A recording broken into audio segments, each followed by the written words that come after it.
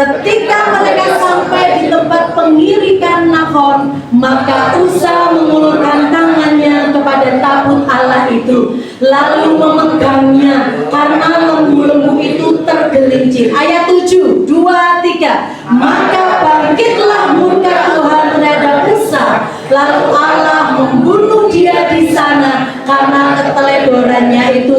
Ia mati di sana dekat tabut Allah itu. Haleluya. Amin. Kita akan belajar. Coba.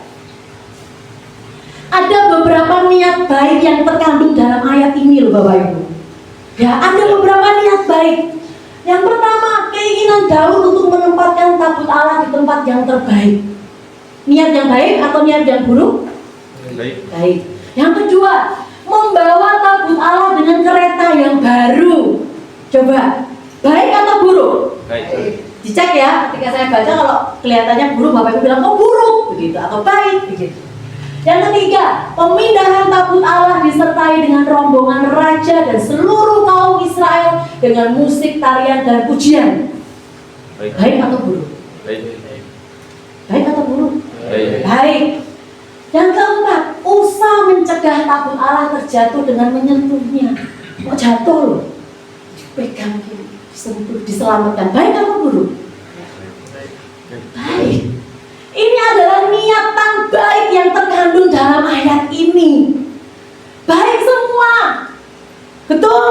Ya. Secara manusia ini semuanya baik. Ini memberikan yang terbaik kepada Tuhan. Kereta yang baru diiringi dengan rombongan bangsa Israel. Tabut Allah mau jatuh, wih, nah gitu ya. Jangankan tabut Allah, makanan jatuh aja kita, aduh sayang, gitu ya. Kita makan lagi. Belum 5 menit. Nah, ini tabut Allah loh, udah mau gelundong ceritanya, sama usah dihat. Gitu. Tapi ternyata, coba next. Kita baca lagi sekali lagi ayat 6 dan 7. Coba pahami ayat 6 dan 7. Sekali lagi kita baca. Ayat 6 dan 7 di pasal yang sama tadi, demikian firman Tuhan. 2, 3. Ketika mereka sampai ke tempat pengirikan Nahor, maka Usa mengulurkan tangannya kepada tabut Allah itu, lalu memegangnya karena lembu-lembu itu tergelincir. Maka bangkitlah lalu Allah membunuh dia di sana karena keteledorannya itu. Ia mati di sana dekat tabut Allah itu. Kenapa upaya menyelamatkan tabut Allah yang mau berundung disebut keteledoran? Why? Mungkin kita seringkali merasa kita sudah mempersiapkan yang terbaik itu versi kita.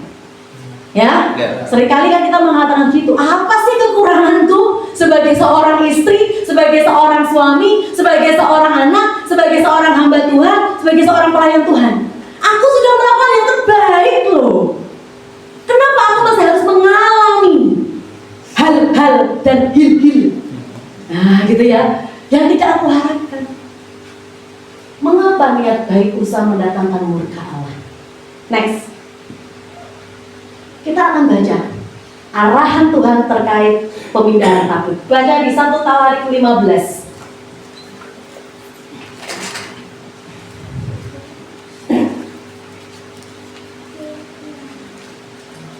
1 Tawarik 15 ayat 14. 1 Tawarik 15 ayat 14 sampai 15. Sudah ketemu? Amin.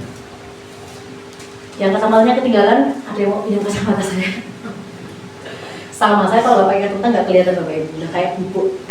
1 Tawarik 15 ayat 14 sampai 15 kita baca bersama-sama, demikian firman Tuhan. 2, 3. Jadi para imam dan orang-orang Lewi menguduskan dirinya untuk mengangkut tabut Tuhan Allah Israel. Kemudian Bani Lewi mengangkat tabut Allah itu dengan gandar pengusung di atas bahu mereka, seperti yang diperintahkan Musa sesuai dengan firman Tuhan.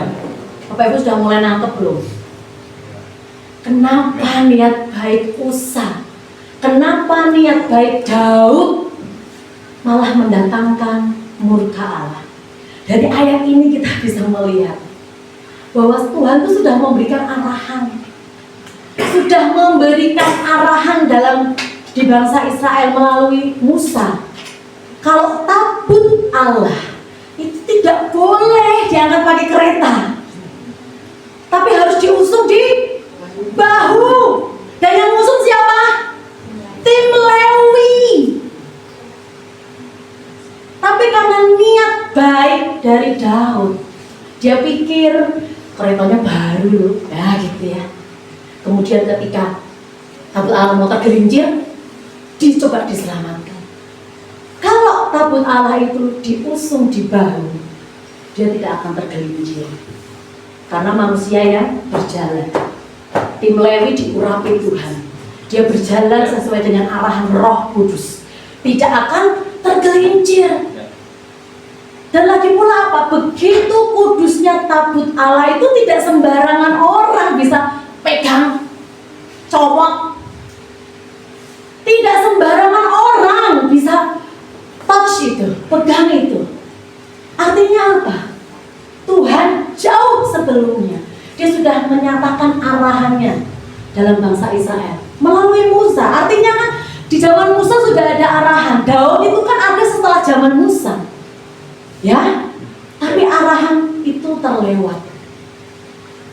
Bapak Ibu, sebelum muncul niat dalam kehidupan kita, Tuhan itu sudah merancang hal yang detail dalam hidupmu. Demikian pula sebelum ada niatan Daud untuk memindahkan tabut Allah, Tuhan itu sudah menoto, sudah menata. Caranya gini loh. Tuhan sudah tahu ini dikek kereta sing narik lembu, kuda atau keledai. Kalau kuda-kuda binatang-binatang itu tergelincir, kepleset, jatuh, gak bisa. Harus diusung oleh tim Lewi, berjalan dipanggul, diusung di bahu mereka. Allah sudah mempersiapkan setiap detail hidup kita. Bahkan segala bentuk niatan yang muncul saat ini itu Allah sudah tahu jauh-jauh hari. Makanya firman Tuhan terus diberikan kepada kita. Untuk apa toh? Supaya kita itu terus memiliki niatan yang baik. Tapi bukan baik hanya berdasarkan versi kita, tapi segala niatan baik yang muncul dari diri kita itu berasal dari arahan Roh Kudus. Amin. Next. Bagaimana dengan segala niat baik kita di hadapan Tuhan? Apakah sudah sesuai dengan arahan firman, ataukah kita tuh melakukannya dengan cara dan mau kita? Bapak Ibu yang tahu. Next. Kita lihat. Ini adalah daftar niat baik yang sering kali kita lakukan. Melakukan firman. Niat yang baik. Tapi apa tujuan kita melakukan firman? Penting untuk menyelidiki. Beribadah. Niat yang baik. Tapi apa tujuan kita beribadah?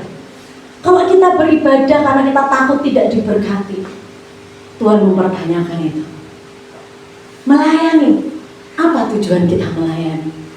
Sebab suatu saat kita akan dianggap, mungkin ketika kita mendapatkan teguran, kita akan menganggap hidup kita nggak berharga. Kita merasa rendah. Ketika kita mungkin tidak mendapatkan jam pelayanan yang seperti yang kita akan merasa, oh berarti aku tidak punya kapasitas. Kalau tujuan pelayanan untuk mengejar status, maka suatu saat kau akan tumbang. Kalau tujuan pelayanan untuk supaya kita terlihat lebih baik dari yang lain, pada saat kita diuji, kau pasti akan kalah. Kau pasti akan mundur dari pekerjaan Tuhan. Mengembalikan perpuluhan. Apa tujuan Bapak Ibu mengembalikan perpuluhan? Apakah sudah sesuai dengan firman Tuhan? Di sini dikatakan mengembalikan loh ya. Kalau perpuluhan itu Bapak Ibu tidak memberikan, karena perpuluhan itu adalah hak Allah. Mengembalikan perpuluhan. Apa tujuannya? Kalau tujuan kita mengembalikan perpuluhan, mempersembahkan persembahan biar diberkati, suatu saat Tuhan akan mengujimu. Kau akan dibuat gak punya duit, kau akan dibuat berkekurangan, dan kau akan mengatakan, wes perpuluhan, wes persembahan, ijik ngene terus, rasa sisan wae. Betul? Apa tujuanmu melakukan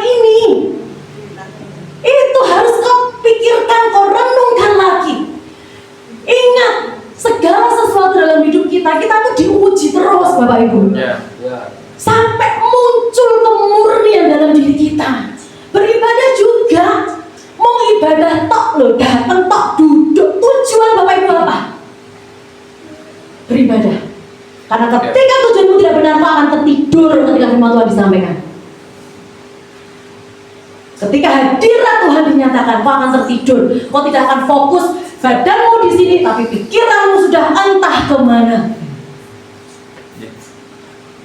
Mendukung setiap kegerakan gereja lokal, setiap gereja pasti ada satu program, pasti ada satu kegerakan yang dilakukan. Iya nggak? Namanya gereja kok. Gak usah gereja, kantor, perusahaan, semuanya, rumah tangga aja punya program kok. Betul nggak? Ada keluarga-keluarga yang programnya berhemat, misalkan begitu. Ya semua harus mendukung. Anak-anak yang biasanya jajan ya harus, ini programnya baru berhemat deh. Ya, hari ini pokoknya kamu sehari jatahmu 5.000, ada tambahan. Pokoknya sampai nangis cecek tetap gak tak kasih, misalkan gitu. Apalagi gereja yang tujuannya membawa jiwa-jiwa ini loh ngalamin Tuhan. Ya, kalau Bapak Ibu cuma ke gereja datang tok duduk pulang, tidak ada lagi interaksi, tidak ada lagi arahan-arahan. Pak, Bu, rugi. Untuk apa? Bukankah kita ke gereja, saya yakin setiap kita nggak ingin hidup kayak gini terus. Betul? Ya. Pasti Bapak Ibu nggak mau hidup kayak gini terus. Jahat terus, elek terus, gagal terus. Pasti nggak mau. Pasti ada keinginan untuk berubah. Di tempat ini untuk dirubah. Kalau engkau membuka hatimu, mengikuti kegerakan yang ada. Mungkin Bapak Ibu mengatakan, apa sih membangun manusia radikalisasi? Apa sih? Dulu nggak ada. Aku juga murtad. Pak, Bu, tahukah Bapak Ibu, ketika kita mulai belajar untuk baca firman, merenungkan firman, setidaknya engkau sedang memagari hidupmu sendiri. Apalagi kalau engkau punya iman untuk memperkatakannya, bahwa itu semua menjadi suatu taburan yang suatu saat pasti akan engkau tuai. Amin. Katakan suatu saat. Suatu saat. Pasti. Aku tuai. Karena yang Bapak Ibu lakukan itu adalah hal-hal yang ilahi. Amin. Oh Bapak Ibu nabur pernah aja nukul kok. Oh meneh ini hal ilahi loh Bapak Ibu. Ya. Kebenaran loh. Amin. Coba kata lagi kan, kebenaran loh. Lakukan. Untuk siapa sih? Apakah biar Bapak Gembala senang? Kalau Bapak Ibu tuh semangat, antusias, enggak. 101% itu akan kembali kepada Bapak Ibu semuanya. Amin. Ketika engkau semakin tekun, semakin taat, pasti hidupmu berubah. Ketika hidupmu berubah, ya takdirmu ya berubah. Karaktermu berubah tuh takdirmu ya berubah, rezekimu ya berubah. Tapi kalau kita terus memiliki mentalitas korban, kalah-kalahan, nggak bisa berbuat apa-apa, memperkatakan firman eman-eman, waktu nih, gimana Bapak Ibu mau mendapatkan berkat yang lebih besar lagi? Saya katakan sekali lagi, memperkatakan firman itu bukan sekedar hal dunia Bapak Ibu. Ya. Itu hal ilahi, hal ilahi. Ya. Dan itu pasti Bapak Ibu Tuhan. Mungkin kita seringkali menghadapi kehidupan kita dengan karakter keras kita, sampai kita mengatakan aku ini kayak zaman orok, dan judul ketemu ibuku yang aku masih kayak ngene. Tapi ketika kita mulai bertekun di dalam kebenaran, Bapak Ibu akan mendapati, kau tidak akan, istilahnya kok sampai kau tidak akan menyadari bahwa kok aku bisa alami perubahan kayak gini ya. Aku ini biar senggol bacok ini wonge, disenggol dipelereki, gak terima. Kok aku sekarang bisa ya? Kok aku sekarang bisa ya? Tenang, nompo, orang merendahkan aku, meremehkan aku, kok aku bisa ya menerima itu semua? Bukankah itu suatu bentuk perubahan yang bahkan Bapak Ibu sendiri tidak menyadari? Siapa yang melakukan itu? Firman yang setiap hari engkau baca, engkau renungkan dan perkatakan. Amin. Apalagi tindakan ketaatan kepada Tuhan, pemerintah, pemimpin rohani, orang tua. Apakah niat dibalik itu? Kadang anak-anak itu ya, ketika dia menyadari masih bergantung penuh pada orang tua, anak-anak itu menjadi manis, baik gitu. Tapi suatu saat ketika anak-anak itu wis iso nyekel duit dhewe, wah iki Untuk apa aku taat 100%? Oh, ngaku jajan ya orang jaluk neh kok. Kerja kok aku kok saiki.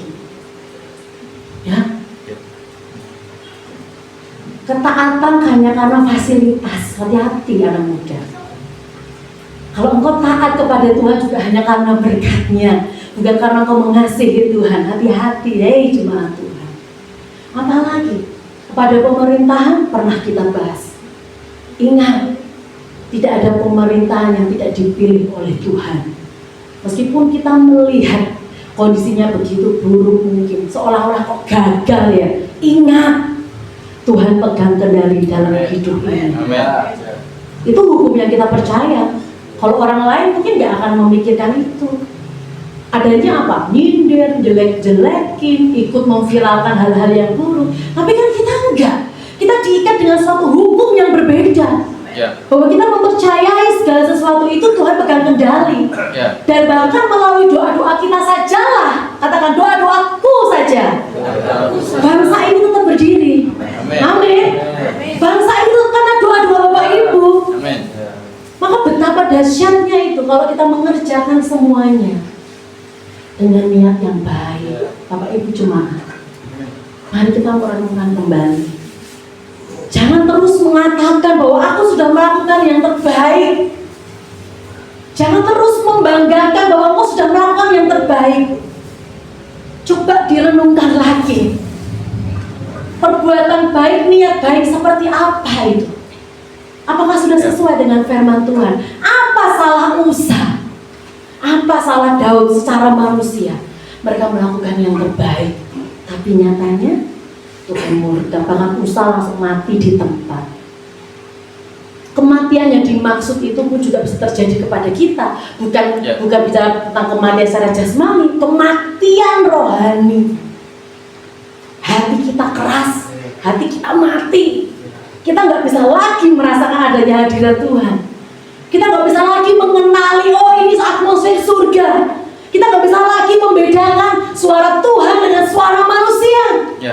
Kita terus saja yang membawa-bawa pengalaman kita, ya, pengalaman kita, kepandian kita, keahlian kita lupa bahwasanya Tuhan mengetahui segala niat hati kita.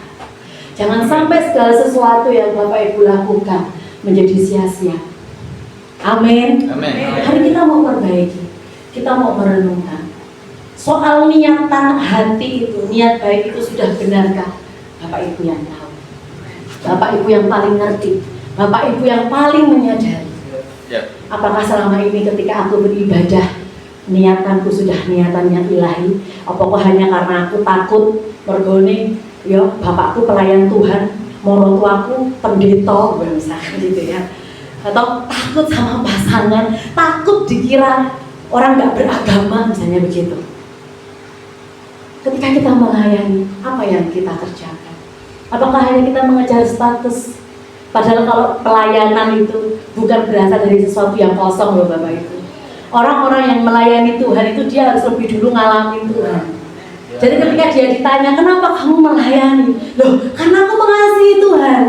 Tuhan udah lebih dulu mengasihi aku. Lah ini yang bisa aku lakukan. Meskipun tidak seberapa. Ketika kita mengembalikan perpuluhan, ketika kita memberikan persembahan, ketika kita mendukung pekerjaan Tuhan, apa niat kita? Ada satu cerita ya terkait dengan ini, karena biasanya yang berhubungan dengan uang itu menarik nih. Sebenarnya ada suatu cerita gitu ya di Sinode GPI beberapa tahun yang lalu. Jadi ada suatu kesalahan. Namanya juga ya sinode sama seperti ini ya. Jadi ada udara, ada sekretariat, ada organisasi, ada suatu kebutuhan. Pada suatu waktu tiba-tiba muncul berita bahwa uang perpuluhan itu sekian ratus juta itu hilang karena terpakai oleh oknum. Saya mengatakan oknum ya, oknum. Pada saat itu terjadi, Sinode GPI ini memang mengalami hal yang berat. Sebab namanya sinode, kita masih memakai sistem keuangan dari perpuluhan yang dikelola untuk operasional pekerjaan Tuhan di seluruh Indonesia ya, seluruh pelosok. Akhirnya menjadi terjadi goncangan. Nah, ketika terbukti memang betul ada korupsi di situ. Bapak Ibu tahu apa yang terjadi? Ada sebagian hampir separuh dari daerah gereja lokal itu boikot, tidak mengembalikan perpuluhan. Alasannya mereka kecewa, alasannya mereka pokoknya mereka menuntut gitu loh. Kok bisa? Kan di sana kan hamba-hamba Tuhan semua dan wah gitu ya. Tahu ya? Bahasanya tahu lah kira-kira. Gak usah lah di sinode. Di RT aja kalau Bapak Ibu mempertanyakan iuran kas RT kok gak ada, kita udah bingung. Apalagi di sinode ratusan juta, mungkin hampir M. Ketika sebagian orang bahkan beberapa senior di Jawa Tengah stop, tidak mau memberikan perpuluhan dengan alasan tidak akan mengembalikan perpuluhan sampai masalah ini clear. Bang Daniel dan saya, kita berdua tuh bilang, loh kenapa kita kok repot-repot begini? Mengembalikan perpuluhan itu kan hanya Tuhan.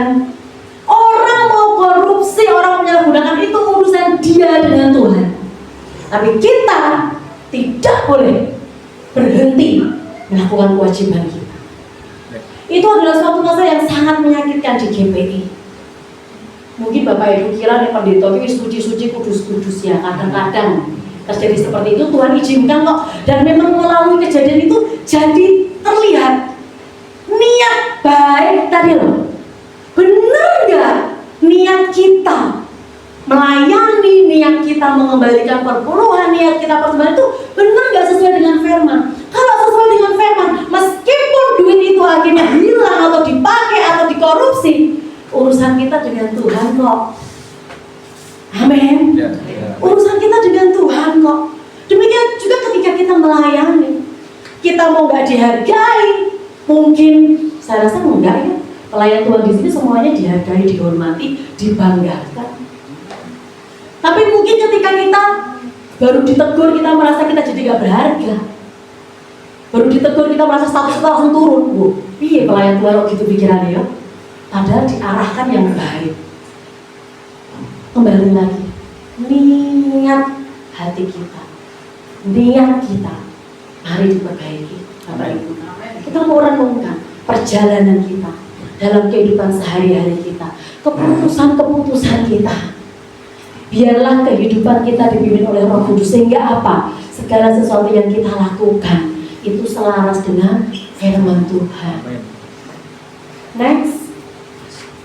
Kita akan buka ayat, hanya satu saja ayat terakhir, karena besok ada KTPR. Saya yakin para kapten akan menemukan ayat-ayat pendukung yang lain yang luar biasa untuk melengkapi ini. Galatia 6 ayat 9.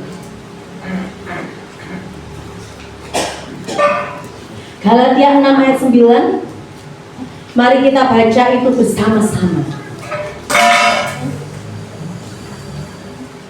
Demikian firman Tuhan 2:3. Janganlah kita jemu-jemu berbuat baik, karena apabila sudah datang waktunya, kita akan menuai jika kita tidak menjadi lemah. Amin. Tunggu dulu, kita akan langsung baca dari versi firman Allah yang hidup, karena ini yang lebih mengena. Di depan ada atau di HP Bapak Ibu. Demikian firman Tuhan 2:3. Janganlah kita bosan melakukan hal yang benar, sebab kemudian kita akan menuai hasil yang penuh berkat apabila kita tidak patah semangat dan tidak putus asa. Bapak Ibu, dalam ayat ini berbuat baik itu bukan sekedar Bapak Ibu traktir koncone, traktir tonggone, ater-ater sayur, ater-ater jangan, bukan sekedar itu loh. Kalau di versi yang lain lebih jelas dikatakan, janganlah kita bosan melakukan hal yang benar. Karena seringkali apa? Kita itu tahu kebenaran, Gembala pernah menyampaikan firman Tuhan.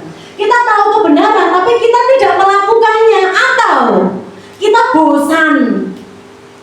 Karena kita pikir setiap kebenaran yang kita lakukan kok gak dipuji yo, kok gak ada yang mau memberi tepuk tangan yo, kok gak ada yang memberikan hormat yo.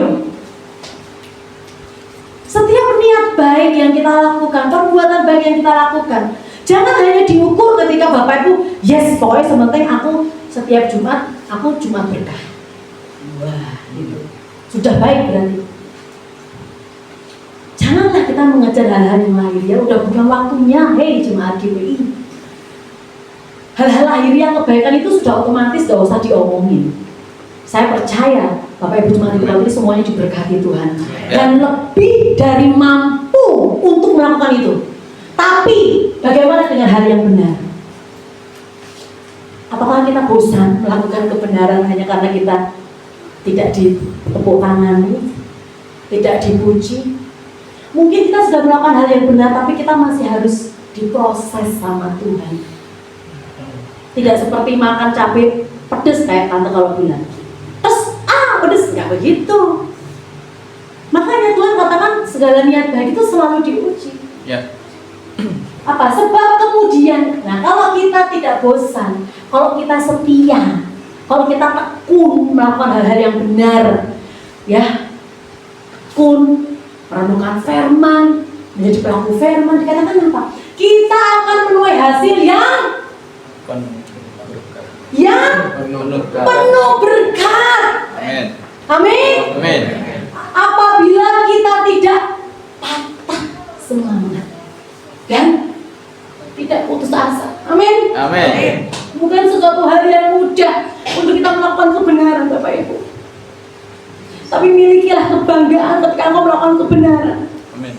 Bukan sekedar hal-hal yang orang ketahui, tapi bagaimana engkau merasa puas ketika, oh terima kasih Tuhan, aku melakukan hal yang akurat. Aku melakukan firman-Mu. Mungkin orang lain nggak tahu, orang lain tidak melihat, tapi Tuhan mengetahui kehidupanmu dan hatimu. Bagaimana engkau terus mengizinkan Roh Kudus. Jangan patah semangat. Engkau yang sudah setia, engkau yang sudah bertekun, terus kerjakan. Dan jangan putus asa. Amin. Amin. Tidak ada sesuatu yang cuma-cuma. Setiap hal kita perlu perjuangkan. Tapi ingat, perjuangan kita tuh gak sampai meneteskan darah loh. Ya, gak sampai meneteskan darah. Jadi mari kerjakan itu. Jangan bosan melakukan hal yang benar, sebab kemudian kita akan menuai hasil yang penuh berkat. Apabila kita tidak patah semangat dan tidak putus asa. Amin. Sampai di sini terus kita mau maju ke depan. Bapak Ibu yang sudah melakukan hal yang baik, terus kerja. Jangan patah semangat, tetap setia. Percayalah firman Tuhan pasti terjadi atas kehidupanmu. Next. Mari kita mau declare ini sama-sama, amin. Ya, sesuai dengan titiknya, begitu titik berarti berhenti supaya deklarasi kita maknanya bisa kita pahami.